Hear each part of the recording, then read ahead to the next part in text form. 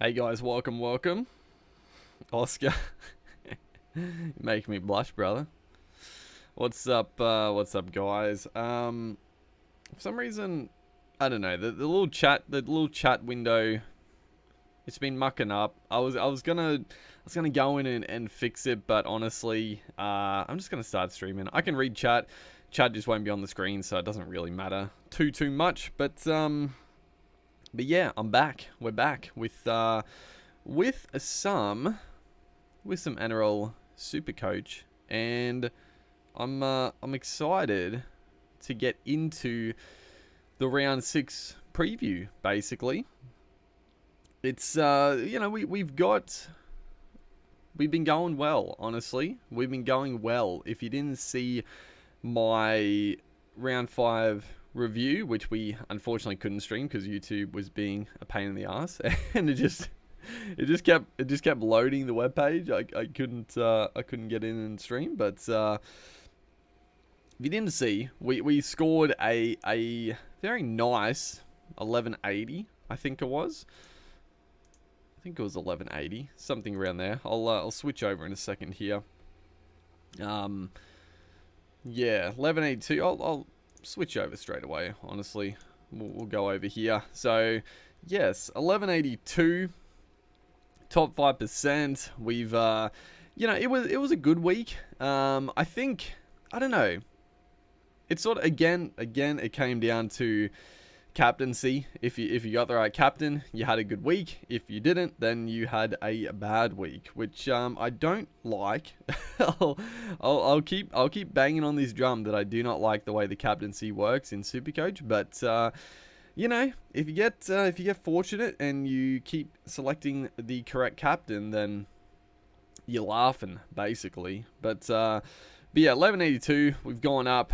We've cracked back into that top 2K. I mean, the goal is always. I mean, obviously the pipe dream is to get get like top 10.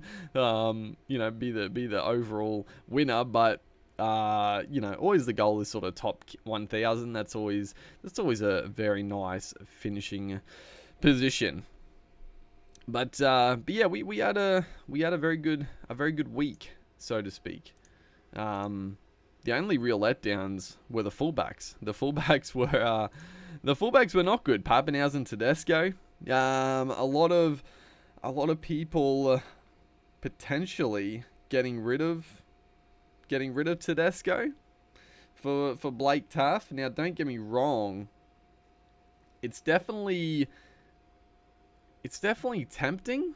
It's definitely tempting to get rid of Tedesco for Taff, because you're gonna save a heck of a lot of cash. you're gonna save a heck of a lot of cash. And Tedesco, I mean, he's averaging 60. But he hasn't looked good, and it's not even. I talked about this in the last video, but it's not even that he's just not. It's not reflecting Supercoach wise. He hasn't looked good in NRL level. He's not. It's not like he's playing badly. A lot of people are going crazy. Everyone's fullback standards have shot around now. Everyone's into Tedesco, but he hasn't been that good in real life. And then the scores obviously have dictated that he hasn't been going to flash hot either. Teddy out, Hines down, start Schneider. I definitely have considered that. I definitely have considered Hines down to fullback. But yeah, I like it. I definitely like it. But who would I trade? Because is Taff only a halfback though? Oh, I've got Schneider at halfback. Oh yeah, it would work. Yeah, what you're saying would work.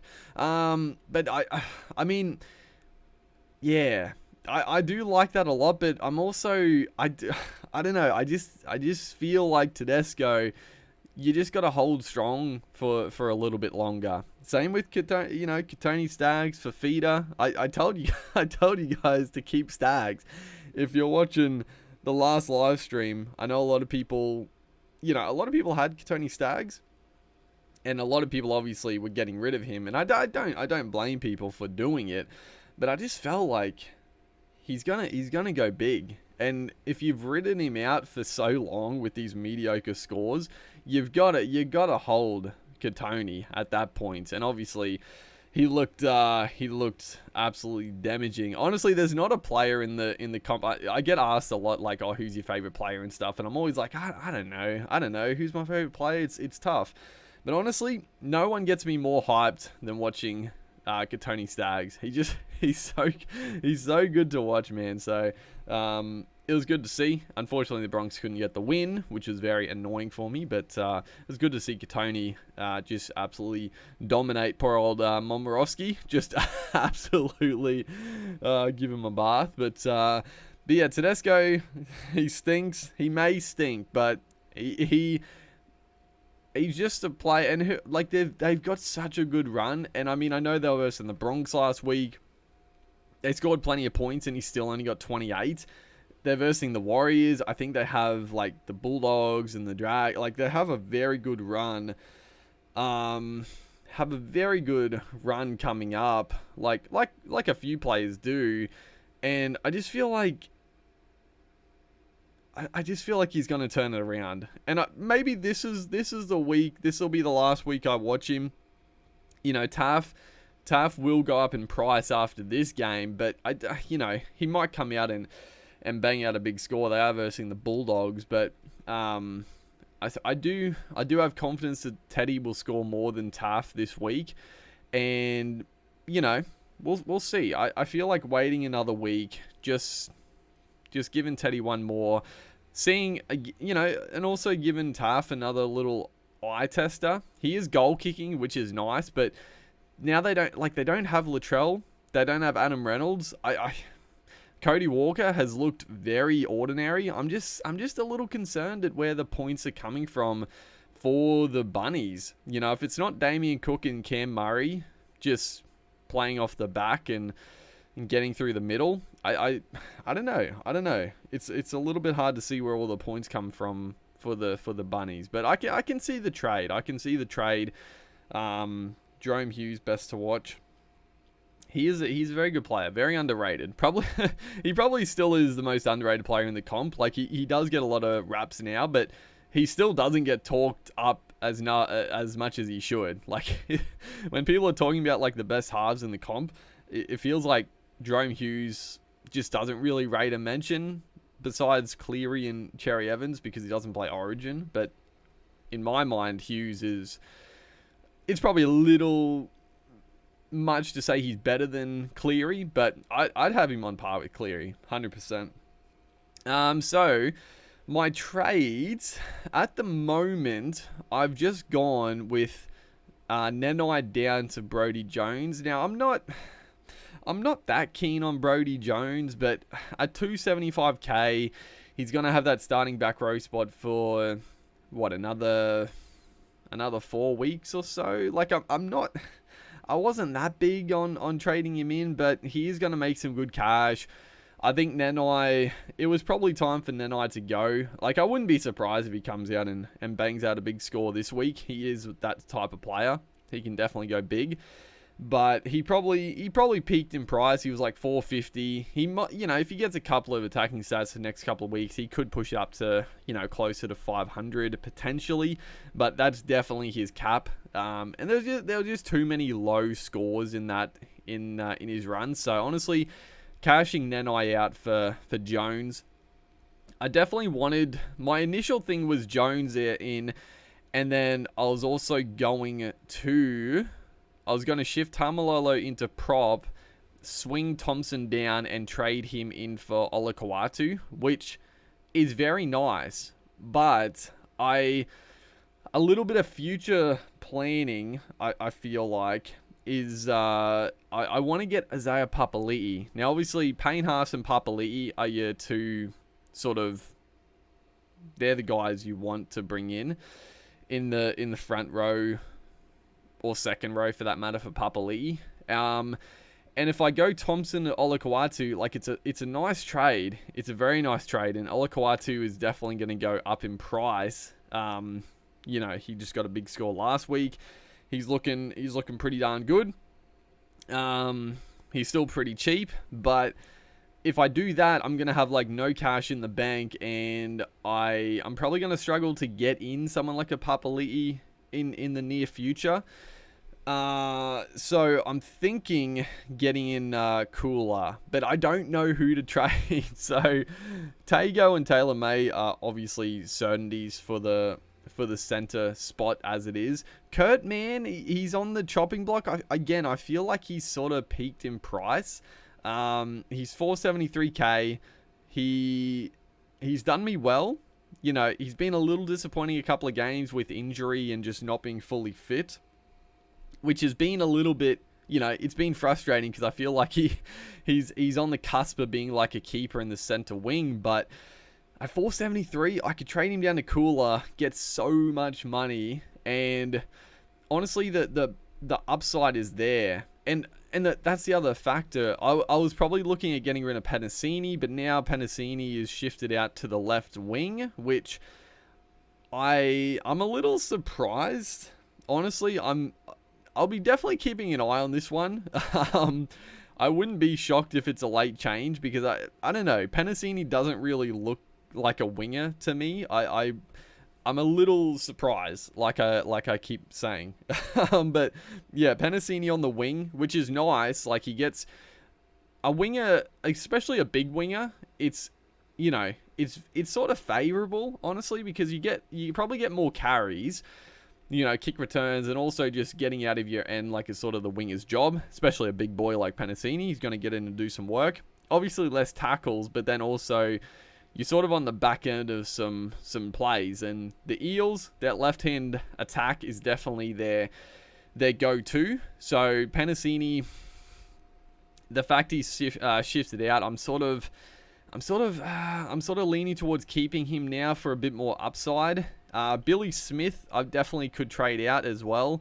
Joseph Sawali, I thought, I actually haven't looked at team list, but I thought he would be back by now. But apparently, I don't know if he was named or maybe he's in like the squad. But you know, the fact Sawali's there, Billy Smith, I don't really know what's happening. Like, I thought it was just sort of an injury, but he wasn't looking that good on the wing. So if he's not getting a center spot, does he get back into the team? Maybe not. So I'm sort of either thinking Kurt Mann for the cash, or potentially Billy Smith down to Cooler, which would also get me some nice cash for sure. But then if I do that, I'll have so much money. I could probably, I mean, let's just have a look at this real quick. If we go Kurt Mann down to Cooler, because yeah, he's named at center, which I think is fair. Like, I think Garrick probably deserved the fullback spot.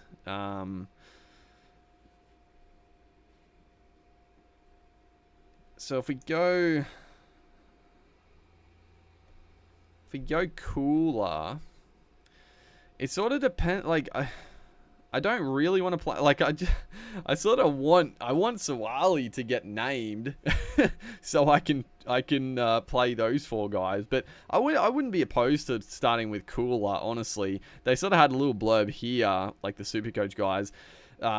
Cooler isn't start worthy unless desperate, which I don't necessarily agree with. But so if we do those two trades, this is sort of like a, you know, a bit of an investment. We got 582,000.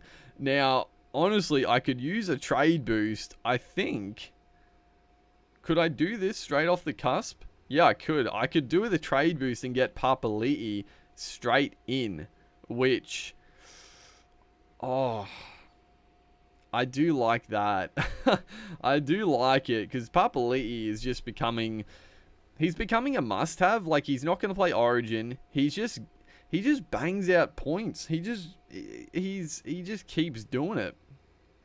Him and Payne Haas are just a real step above, because obviously Josh King is third, but I mean, that's not going to keep up. Like, the 60 average for Josh King is not going to keep up. So I'm very tempted you know, fairly soon to move King on.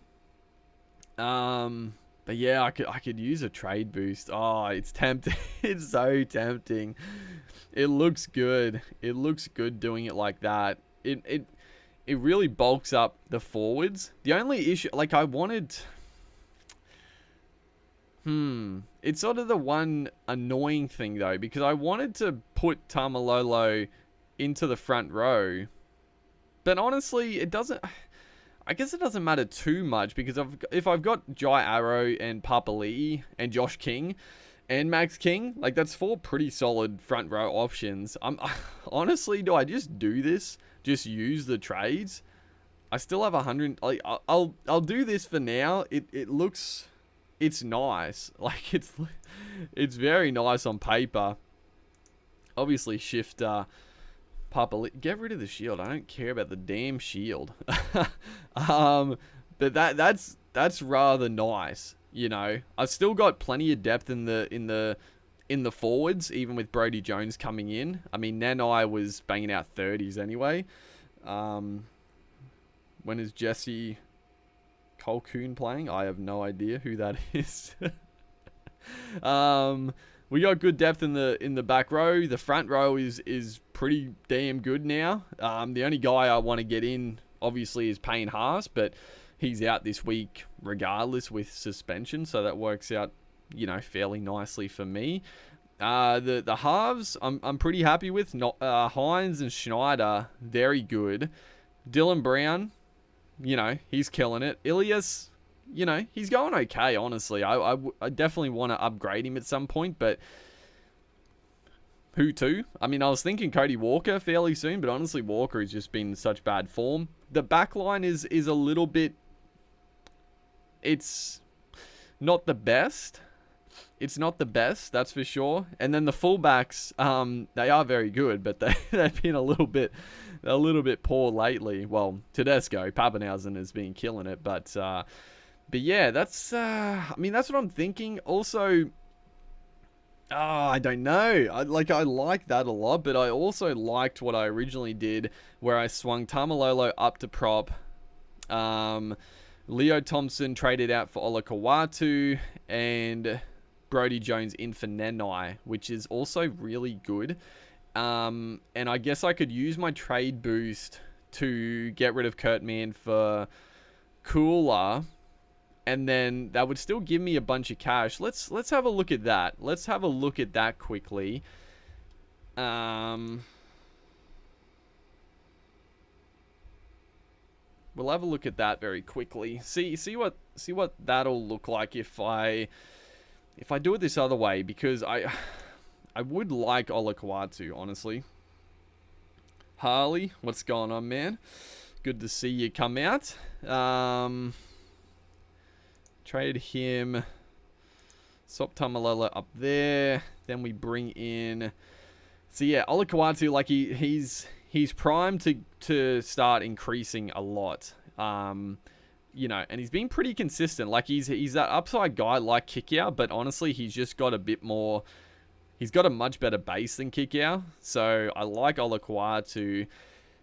And then we bring in Brodie Jones. I mean, I guess, are there any other good cheapy forwards? Not really. Like, I'm not a big fan of... Like, I like Brodie Jones as a player, but I'm just not that sure he's going to, like, make...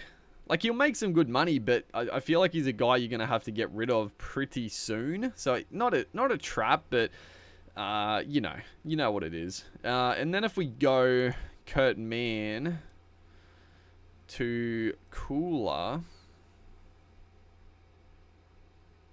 wherever the heck he is. So we do that, we'll have 317k in the bank. 317k in the bank. That leaves us in a pretty good spot. It also, like, I feel like that has my back row a little bit stronger. My front row is still really strong. And then, you know, I feel like we then could... Honestly, I would be half tempted then next week to shift Josh King up to... Ooh, yeah, we could probably afford it. We could probably go up Josh King up to Papali'i, which... That sounds good as well. That sounds good as well. It still leaves the backline a little bit weak. I'm still not... Honestly, but if I want to do that, I do have to bring in Cooler. I don't know. Everything is like I like it a lot. Why did I bring in Sue? I didn't mean it. Oh my god, freaking Sue, get the fuck out. But I like it a lot. The only thing I don't like is my backline. But I mean, I say that, and the backline's doing fine. Honestly, the backline is doing absolutely fine. Hello, when's the next video? I'm assuming. I mean, probably tomorrow. Probably have a Dragons video go up tomorrow potentially. Probably, yeah, probably will. But everything's good except the backline. But then, like, I look at the backline. Penasini averaging 46, Tago 67, Taylor May. I mean, he's not going to keep it up, but like, they're all doing well. And then hopefully Sawali can hopefully eventually go and start, because I think he will be an absolute gun. But we'll see. We'll see.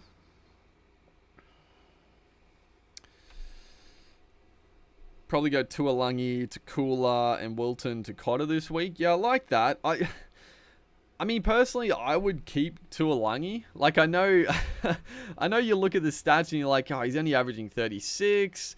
It's not that good. You know, he's gone up a little bit. But, dude, I'm telling you, keep the faith in Tuolangi. This is a 50. This dude, like, in my mind, people that are going Jones, I'm just like, why would you go Jones?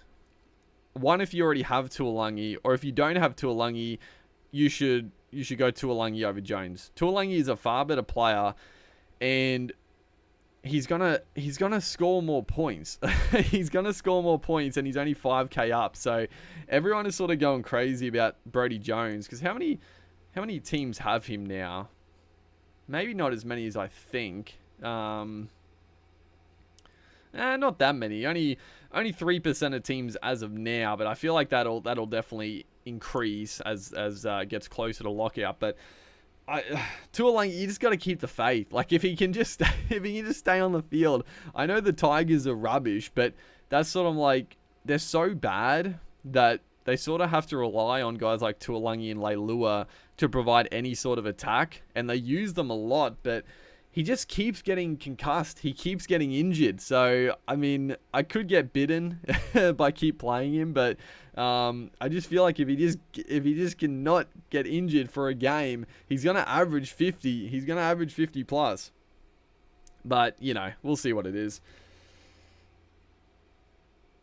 Are you going to continue the round review discussions of all the games? I haven't really done that in a little bit. Honestly, the video, like, the views were just very low on them, so I was sort of like, it's hard enough to find time to do them, and there was, like, I know the people that watch them would enjoy them, but the views were so low, like, compared to other videos. I could start doing them as like a live stream. It could be fun.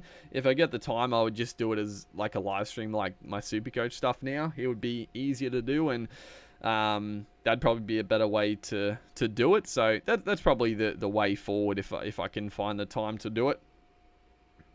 Yeah, the head knocks got me worried. Think he's had... Yeah, I guess...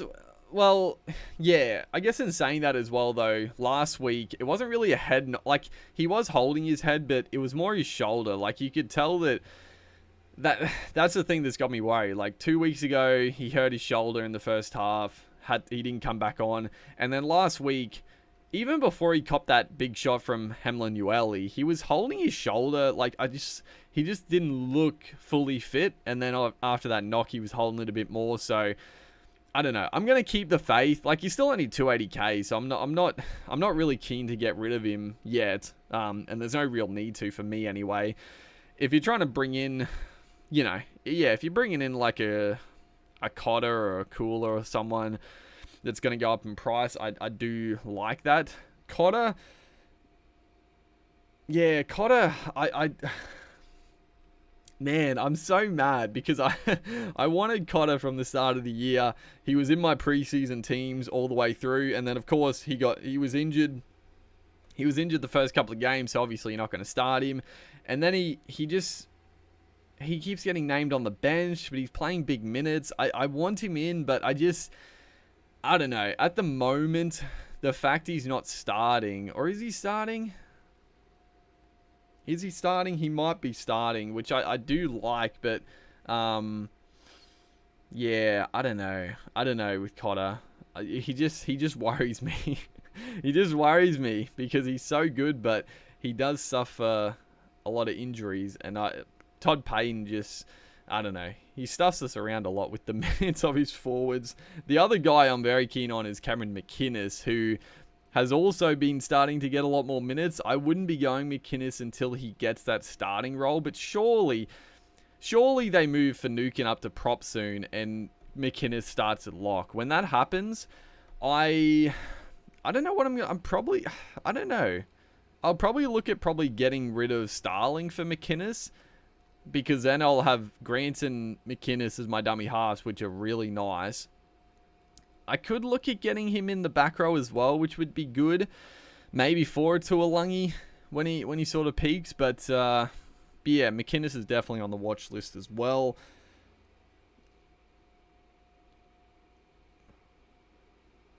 That's surprising. I appreciate you enjoying them. I mean, I like doing it, but yeah, I'll probably.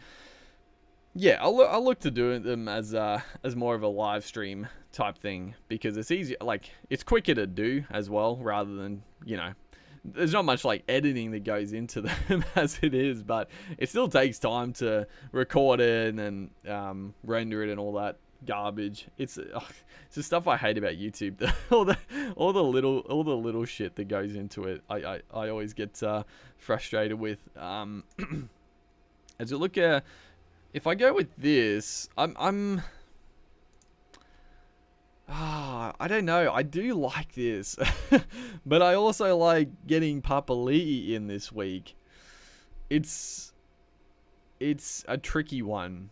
They are taking on the Tigers as well, the Parramatta Eels. So it's one of those games where, you're going to play all your attacking Parramatta players, but they might score a lot of points down all one side. So your player like Papali'i or other guys might not score any points. But yeah, it's a game to play.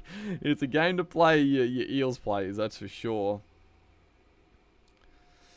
Yeah, McInnes has come down. Yeah, he if he didn't get so many, like he got like 60 odd on the weekend. If he got another low score, he would definitely have more to bottom out. But I'm just gonna, I'll undo these and we'll have a quick squiz at, because I'm not sure.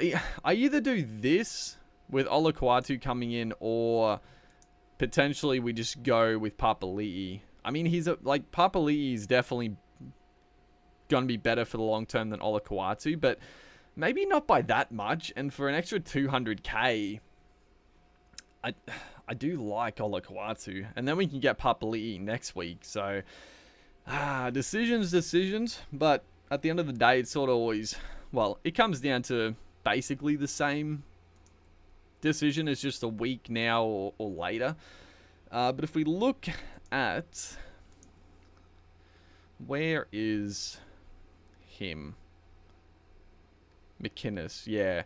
So he's 472. He got 73, which is gonna, if he gets another big score, he's not gonna obviously shoot back up in price, but you definitely, I think now, or the next couple of weeks, you got to sort of hop on McInnes. Otherwise, he's gonna go back up to that 550 plus mark, which is still not unattainable, but yeah, you do want to start looking at trying to get him in, I think, because he just, I mean, even when he was, when he's on, the Sharks look so much better. He's not like Cameron Murray. They're very different players, but he has a similar type effect in just that he gets the team going forward so well. He's not a big boy, but very strong ball runner for a dummy half, and he gets those quick play the balls, and on the back of that, having those, having like a really strong number 13 that can get up quick and get the ball rolling, like they're just so valuable. They're so valuable for the team. But yeah, that's sort of, I don't know. I'll ponder the decision. I am leaning towards, I think I will use another trade boost. I'm not that keen on doing it, but you know, it can definitely get the team looking nice. And I'll probably also, you know what? I'll probably have a quick look at like the buys coming up as well. Like I'm trying to get in players that aren't going to play Origin, but I'll also have a quick squiz at sort of who's playing that first buy and try to, I might start looking at that to sort of further plan my trades, because you know, you can really make up some good ground if you're a little bit behind, you know, or a fair way behind. If you start planning for the buys pretty early, you can definitely get some good upgrades on players that were a little bit, you know, not thinking about it. Yeah, 73 and 57 minutes.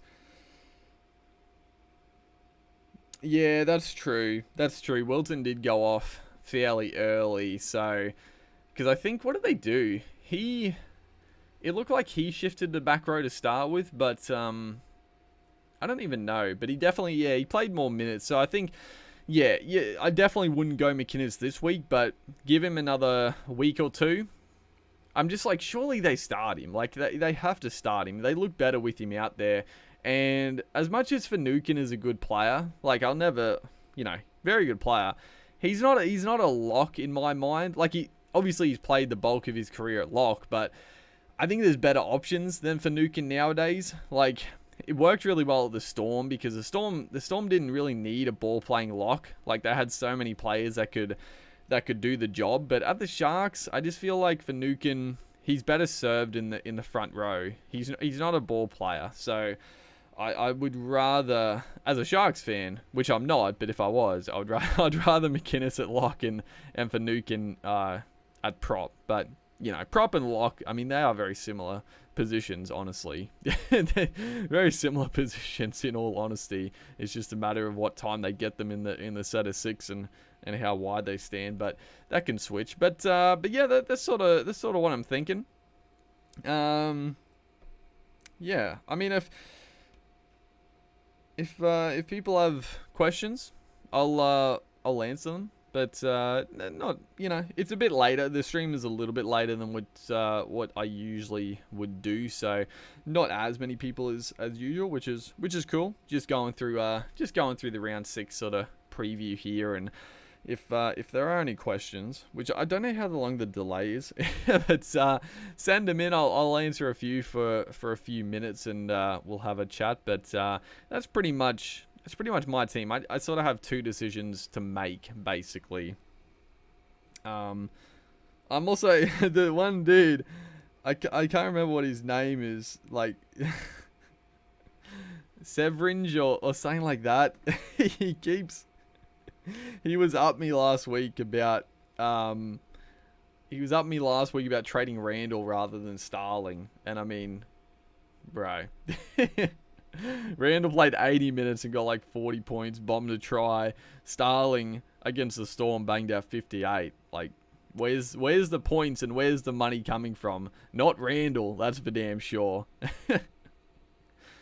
What do you think of Kalamatangi?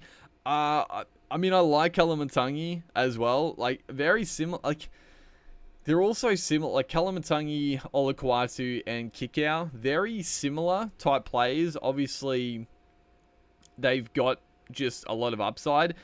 If I was ranking them, I'd probably go Olakwatu, Kalamatangi, and then Kikau. I don't know. Kikau is just so reliant on tries and try assists. Kalamatangi has a bit more base, but not as high as Olakwatu. So I do like Kalamatangi, but he's also a bit more expensive. He's had a couple more tries than Olakwatu, but he's been good. Like, honestly, let's have a quick look at ownership. I feel like not many people own Kalamatangi. I feel like he's definitely a pod.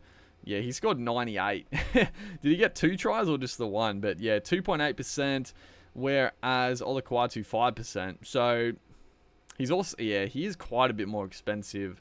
Yeah, it's just the way the points work, because he's averaging 65 and he's now at 587. Olakwatu is averaging 60.4 and is only 523. It's just a matter of when you score them, because Olakwatu is definitely about to shoot up in price, and it's a good week to get on him. But Kalamatangi is a bit more of a pod, so I don't mind it. It's just, I don't know, the Rabbitohs, I guess the Seagulls as well without Turbo, they're a little worrisome. What has been the general schedule for streams? So basically I've been doing like these the pre-lockout. If I have time, I'll do them the Thursday before the first game, but if I don't have time, I'll just do them Wednesday. So either Wednesday or Thursday night, and then the second stream, the round review is generally the Monday night, Monday or Tuesday, depending which night I can do it. So either Wednesday, Thursday, and Monday, Tuesday. I wish I could lock it down, but I can't really lock into to a set day for both. Nenai for Olakwatu or Curran. That's a tough one. I've got Curran obviously, and he was a little bit disappointing the last couple of weeks, but he got that nice line break and try to get him up to 92. I mean, he's averaging almost 70. He's obviously quite a bit more expensive. He's looked a little like I don't know, his defense was a little bit shoddy last week, and I don't know if he's better on the edge or if he's better in the middle. I don't know. I think he's probably the safe option. Honestly, I'd probably go with Curran. I just feel like he's the safer option, but also he has the upside of Olakwatu. So if you've got the money for both, I'd have to lean towards Curran. I just think he's just got both elements. Like, he's got really good base, but he's also got some good attacking upside. So yeah, I like Curran. He's not as big a pod, but he's only 9% owned, which is also pretty poddish compared to, I mean, Murray 18, Papali'i 22, Fafita 24 still, Kickout 22%, Talakai's now 20%, Aiken, Butcher, why would people have Butcher? Obviously Butcher went on a bit of a tear, but yeah, I mean, if he got in for those couple of weeks, he got a couple of tries. I mean, it's nice, but would you go Nenai, Hiku to IPAP and Cooler, or Nenai and Amone to Brody and Cooler? Basically conservative or aggressive. Minding I have effed my centers hard, holding B Smith and Valio as well. That's it's a tough one, because like the first option is definitely better, because you like IPAP is like, he's a lock-in. He's gonna be in your team for the rest of the year. He's a gun, so it's very nice. And Cooler is also probably, he's not a must-have, because I do think he's a bit, I don't know, he's going to be out of the team, I feel like, in a few weeks when Turbo comes back, potentially, unless he kills it, which he could.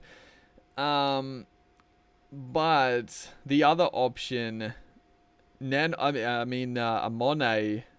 sort of has to go. Amone is just absolutely stinking it up now that he's on the bench, unfortunately. So yeah, it's definitely not the best, because if we look, what is Amone worth at the moment? It wouldn't be a lot. He's unfortunately, like, and he hasn't been looking that good at 5'8", so I don't really blame him for dropping him, but yeah, he's gone 47k down. He got 31, so hopefully he starts, I don't know if he's on the bench again, like, you really have to get rid of him. So I'd probably, yeah, Yeah, I'd probably go the second option. I just feel like you got to get rid of a Monet. And although now that I think about it, like he's already lost so much cash. It's sort of like maybe just hold him. Maybe just hold him and hope that he gets that starting spot back, because I do feel like he will eventually. Like Bird, I think has been fine at 5'8", but he's not a proper 5'8", and I think Griffin is eventually going to bring Sloan and Amono back into that team. I don't really understand why he dropped both of them at the same time, but I don't know. Maybe keep Amono, because IPAP is just such a good bonus to get in with Cooler. So I don't know. Either way is good. I'd probably go the first option. Actually, I've flipped and flopped, but I've gone with the first option. Should I do Billy Smith to Cobbo and I hope he makes some money in the next few weeks? No, no, don't go Cobbo. Don't go Cobbo. Maybe what is Cobbo worth? I think Cobbo might be injured as well. I saw on Twitter that he apparently wasn't training, and Jordan Pereira was on the wing. So I mean, honestly, Pereira probably deserved a wing spot, and he's an absolute gun. But you probably couldn't go in. Brent Naden with the 4. Oh, Brent Naden killing it.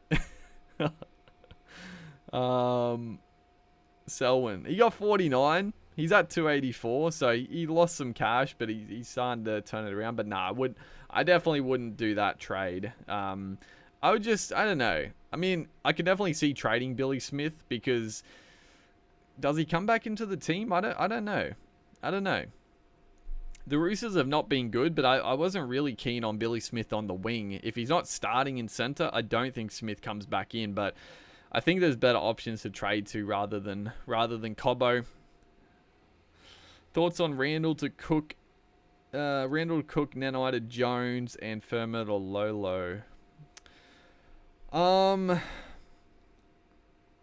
mean, I like the first two. I wouldn't get rid of Fermor for Lolo, because I mean, if you're bringing in JT, I'd bring him in the front row for sure. And I think Fermor, like, if you can, try to shift him down into the center wing, which he's gonna be a consistent 40 to 50. And then if he gets like those attacking stats, he's gonna get that 60, 70. So Fermor is great in the center wing. If you can't shift him into the center wing, then yeah, maybe get rid of him for someone else. But I wouldn't go Lolo. I think there's better options. Because JT, what's he at? 533? I mean, you could get Alakoatu for the same price. I think he's probably a better option. Talakai, if you don't have Talakai, I think he's probably a better option. But yeah, I like the first tree though, for sure.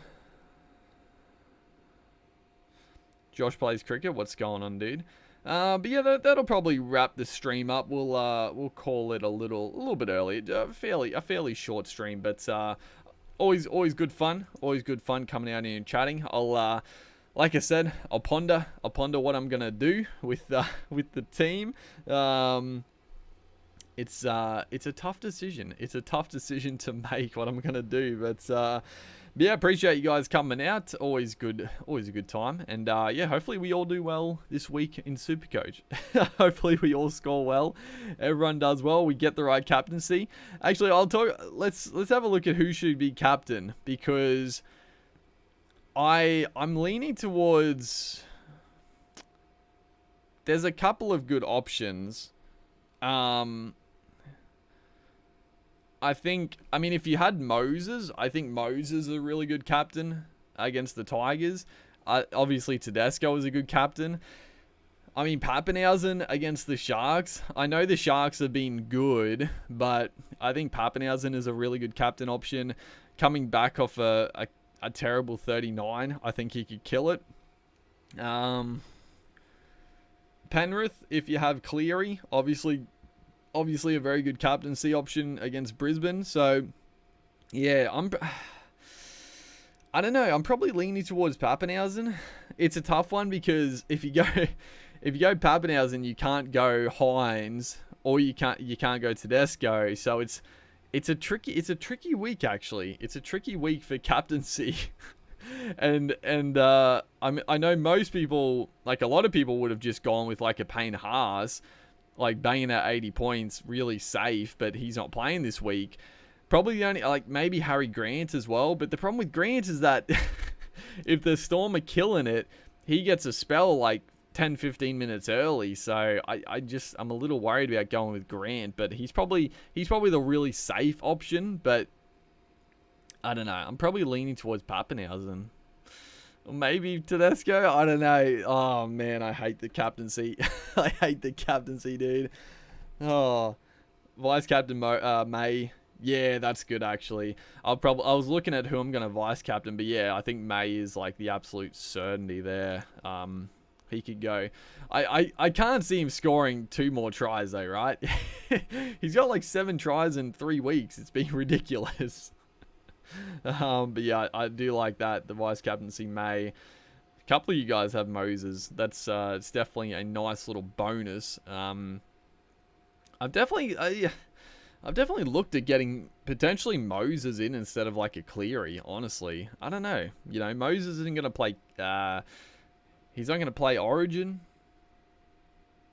and he's been killing it. He's just, you know, Moses is one of those confidence guys that, if he's in good form, he goes well. He goes very well. Captain Brown versus Tigers might be a good shout. Yeah, I wouldn't have the guts to do that because Brown, just because he doesn't have the goal kicking, it's just too risky. I mean, it's not necessarily that risky. Like, he's still probably good for a 50-60 just with his base stats and stuff, but yeah, I couldn't go it. I couldn't go it. Especially waiting for the last game of the round as well. That's an absolute killer. It's a killer. Especially if like Tedesco and Pappenhausen bang out big hundreds, then you're just absolutely on edge for that last game of the round. I have Munster as well to decide, putting the C on. Not sure. Yeah, it's a tough one. I think Munster is also a really good shout. I just think against the Sharks, the Storm are really going to fire up at Amy Park. You know, versus their old mate Nico Hines. I think Nico Hines will score well as well against the Storm. You know, against his old club. You're always going to play better against your old boys. So I think Hines is going to score well, and I think the Storm boys will score well as well. But that's the thing. Like this.